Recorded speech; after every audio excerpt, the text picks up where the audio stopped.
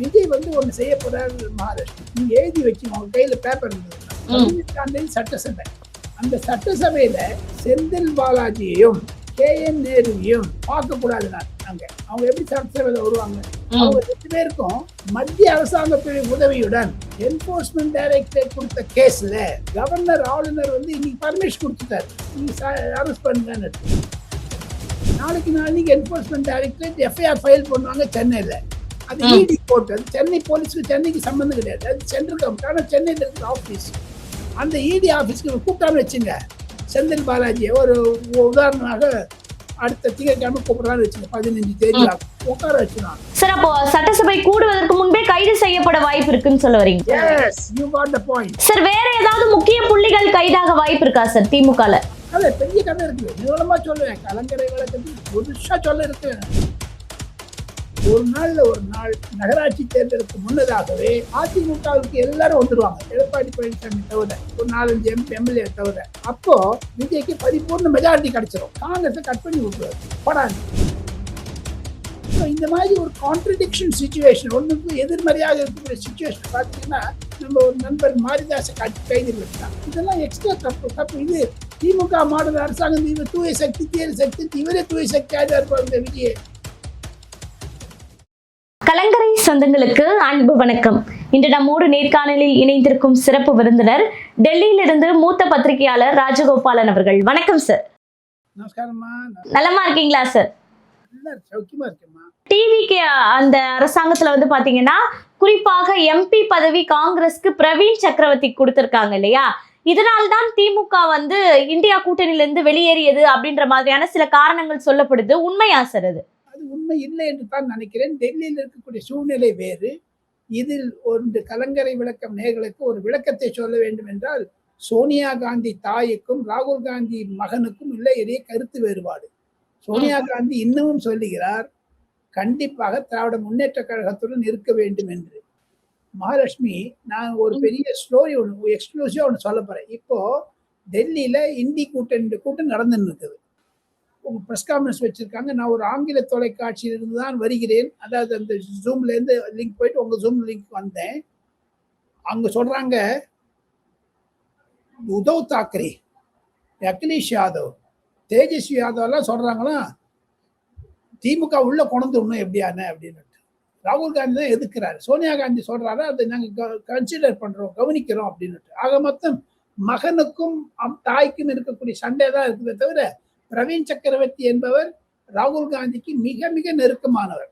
அவர்தான் தேர்தலுக்கு முன்னதாகவே, அதாவது ஜனவரி, பிப்ரவரி, மார்ச், ஏப்ரல், அந்த 5-6 மாதங்களில் 5-6 முறை விஜய் அவர்களை நேரில் பார்த்தும் பேசியும் ஒரு கிரவுண்ட் ப்ரிப்பேர் பண்ணது அவர் தான். தங்களுக்கு நினைவு இருக்கும், பதவியேற்பு விழாவில் கூட ராகுல் காந்திக்கு அடுத்ததாக பிரவீன் சக்கரவர்த்தி பெயரைத்தான் முதலமைச்சர் விஜய் எடுத்துக்கொண்டார். மூலமாக விஜய்க்கும் பிரவீன் சக்கரவர்த்திக்கு இருக்கக்கூடிய தொடர்பு என்பது மிக மிக நீண்ட தொடர்பாக இருக்கிறது. அதனால்தான் திமுக வந்து பிரவீன் சக்கரவர்த்தி கொடுத்ததுனால போகல. நான் ஒண்ணு சொல்றேன், இந்த தமிழ் வெற்றி கழகம் என்பது வளர்ந்தே இருக்காது. அதை உருவாக்கியது திராவிட முன்னேற்ற கழகம் தான் என்பது என்னுடைய சாதாரணமான கருத்து.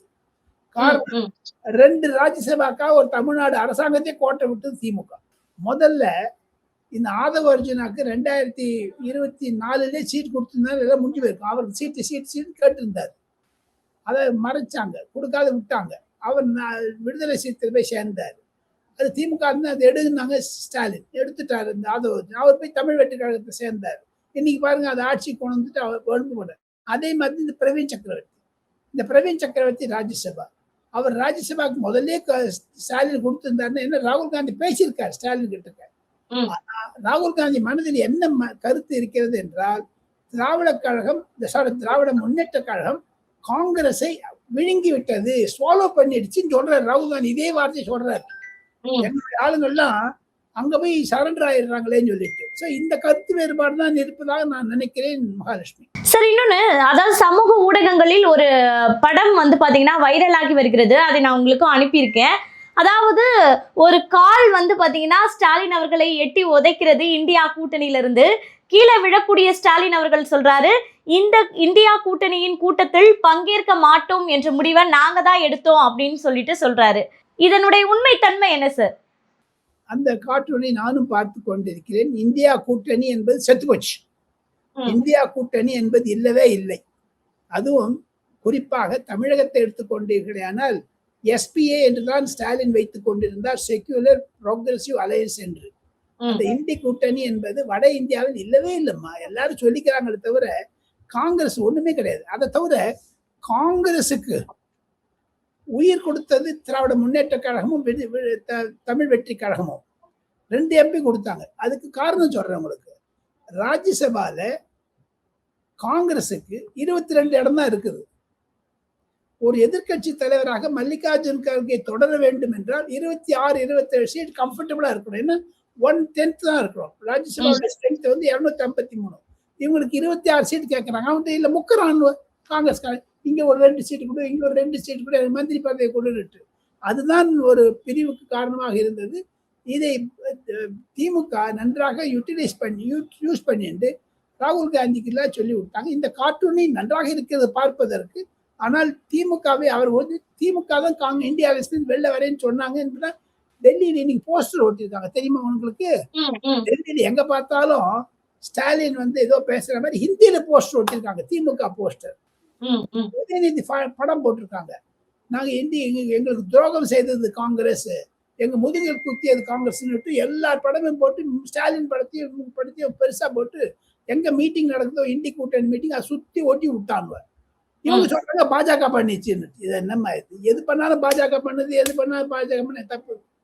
அதுதான் ஒரு கருத்தாக இருக்கிறது. அதைத்தான் கலங்கரை நேயர்களுக்கு விளக்கமாக சொன்னேன்.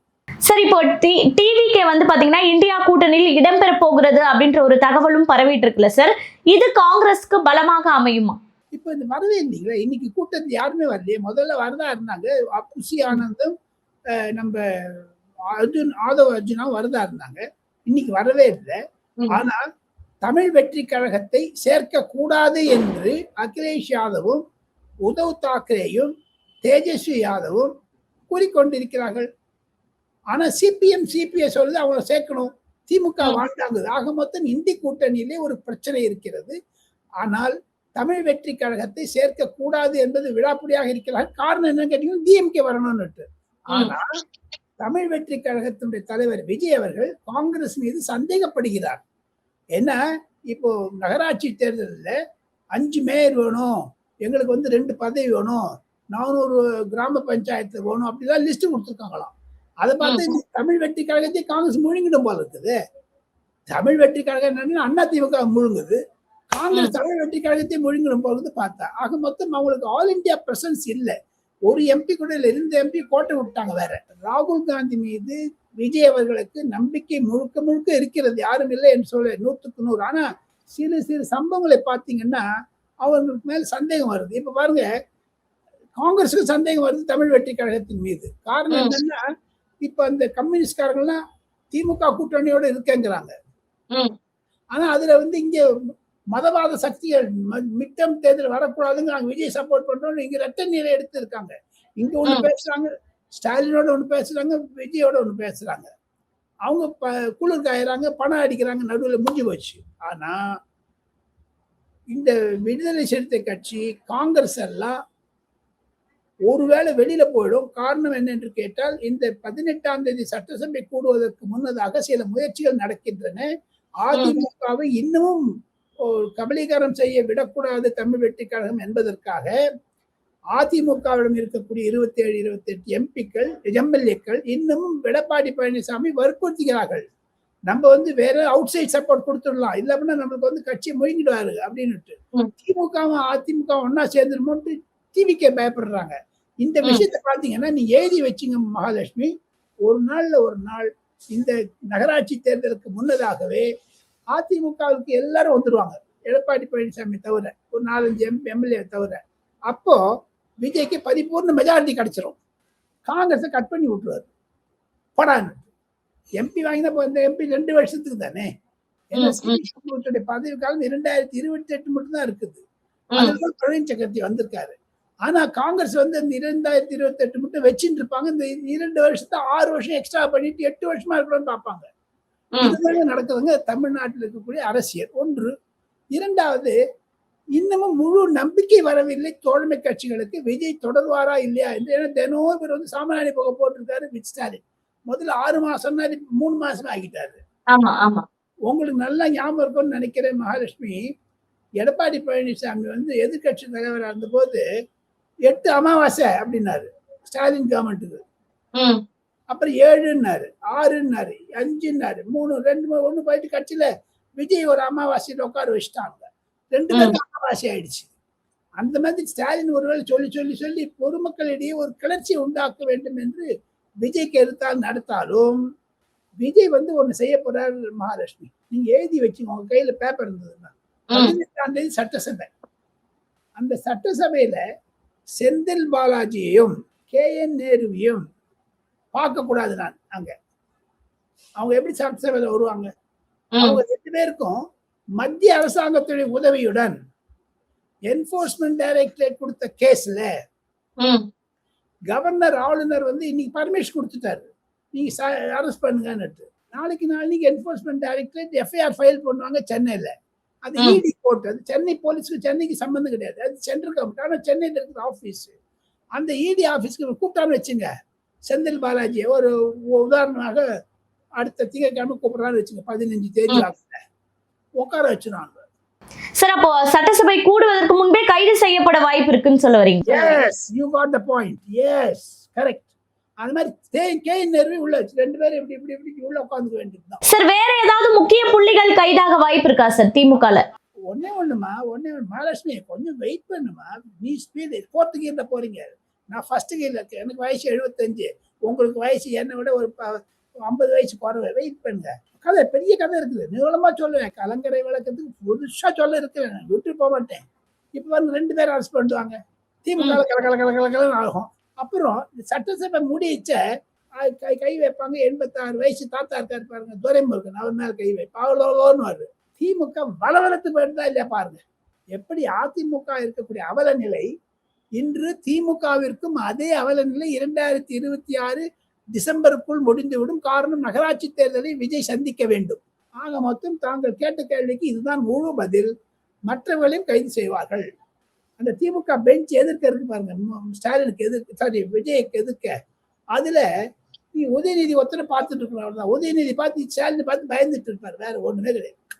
இன்னைக்கு நான் சில பேப்பர்ல படிச்சேன், யாருமே ஸ்டாலினை பார்க்கறது கிடையாது, உதயநிதி பாக்குறாங்கன்னுட்டு. அதெல்லாம் சீஃப் மினிஸ்டர் எரிச்சலை கொடுக்கும், அந்த மாதிரி செய்தி எல்லாம். ஸோ இதில் தான் தமிழக அரசியல் ஒரு நல்ல கலை எடுத்துட்டு வருது. ஒரு ஃப்ளக்ஸ் சிச்சுவேஷன் இருக்கு, ஒரு குழப்பமான நிலைமை நீடிக்கிறது. ஏன்னா இப்ப பாருங்க, கவர்னர் பர்மிஷன் கொடுத்துட்டாரு பாருங்க, யாருக்கு? KN நேருக்கு. இப்ப திமுகவுக்கு சந்தேகப்படுவாங்க, தமிழ் வெற்றிக்கழகம் பாஜகவும் ஒன்னா இருக்குதோன்னுட்டு. அதே சமயத்துல ஸ்டாலின் வந்து மத்திய அரசாங்கத்திற்கு உத்தரவாதம் கொடுத்து விட்டார். டீலிமிட்டேஷன் பில்லுல இந்த 21ஆம் தேதி ஜூலை மாசம் பாராளுமன்றம் கூட இருக்கிறது. அப்போ அந்த டீலிமிட்டேஷன் பில்ல கொண்டு போறாங்க. போன வாட்டி திமுக எதிர்த்தது, இந்த வாட்டி திமுக சப்போர்ட் பண்ண போகுது. அதுக்காக ரகசியமா கிரண் ரிஜிஜுவும் பிரகலாத் ஜோஷியும் மைசூர் கூர்ல போய் ஸ்டாலினையும் உதயநிதி பார்த்துட்டு வந்துட்டாங்க. அந்த பின்னணியில இந்த KN நேருக்கு கவர்னர் கைது போட்டு விட்டார், சாங்ஷன் பண்ணி. ஆக மொத்தம் அவங்களுக்கு குழம்பு இருக்குது கொஞ்சம். ஸோ இந்த மாதிரி ஒரு கான்ட்ரடிக்ஷன் சிச்சுவேஷன், ஒன்றுக்கு எதிர்மறையாக இருக்கக்கூடிய சிச்சுவேஷன் பார்த்தீங்கன்னா, நம்ம ஒரு நண்பர் மாரிதாசை கைது பண்ணிட்டாங்க. ஆமா, இதெல்லாம் எக்ஸ்ட்ரா தப்பு. இது திமுக மாடல் அரசாங்கம், இவர் தூய சக்தி தீர சக்தி, இவரே தூய சக்தி ஆயிடுவார் பாருங்க விஜய். இது வரைக்கும் நல்லா பண்ணிட்டு வந்தார், யாரும் இல்லைங்கிற. தடால் இந்த மாதிரி ஒரு கிறுக்கு சைட்ல போனா, ஆக மொத்தம் எடப்பாடி பழனிசாமியும் சீமான் மற்ற எதிர்கட்சி ஈவன் அன்புமணி ராமதாஸ் ஈவன் நயினா நாகேந்திரன் சொல்ற மாதிரி இப்ப என்ன ஆதவ அர்ஜுனா தான் சூப்பர் சீஃப் மினிஸ்டரா, விஜயம் வெளில வந்துட்டு கேட்கறாங்களே. அப்ப புஷி ஆனந்த் வந்து டெப்டி சீஃப் மினிஸ்டர். அது ஒண்ணு கேட்டீங்களோ கதை, எனக்கு வாட்ஸ்அப்ல ஒரு கதை ஒண்ணு வந்தது. Aadhav Arjuna super chief minister. விஜய்க்கு ஒண்ணுமே தெரியாதால அவர் தான் பண்ணிட்டு இருக்காராம். இப்ப புஷி ஆனந்த் வந்து டெப்டி சீஃப் மினிஸ்டர், அவருக்கும் எல்லாம் பண்ணிட்டு இருக்காரு, விஜய்க்கு ஒண்ணுமே சொல்றது இல்லைன்னு. அதை நான் நம்ப தயாரா இல்லை. அதான் கேளிக்கா இருந்தா கூட ஒரு சிச்சுவேஷன் தமிழ்நாட்டில் ஒரு ஃப்ளூயிடா இருக்குது, ஒரு குழப்பத்தில் இருக்கிறது என்பதுதான் என்னுடைய கருத்துமா. கண்டிப்பா சார். நடப்பு கால அரசியல் குறித்து பல்வேறு ரகசிய தகவல்களை பகிர்ந்து கொண்டீங்க. தொடர்ந்து பேசுவோம். நன்றி சார். Sure sure. தேங்க்யூ. நமஸ்தே.